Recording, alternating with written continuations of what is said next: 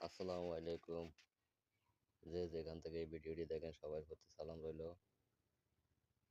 এই যে আজকে আমি সকালে মোবাইলটা দেখতেছিলাম, ফেসবুক চালাইতেছিলাম।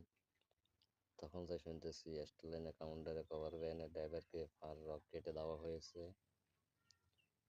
অবশ্য এটা একটা অমানবিক কাজ কারবার। রোডে চললে অ্যাক্সিডেন্ট হবে, দুর্ঘটনা ঘটবে, তাই বলে কি একজনের পা কেটে দেওয়া হয়? আপনারা সবাই এই পরিবহন ড্রাইভারদেরকে বলতেছি, একজন করে আপনারা সবাই পরিবহন চালান। যেহেতু ড্রাইভারের প্রতি হিংসা হিনারি না করে আপনারা সবাই নিজের হাত ধরে নিজেরা এগিয়ে যান, সবচেয়ে ভালো হবে। আর যে এই পাটা কাটছে তার প্রতি নিন্দা জানায়, তারে আইনের আওতায় আনে সঠিক বিচার করা হোক।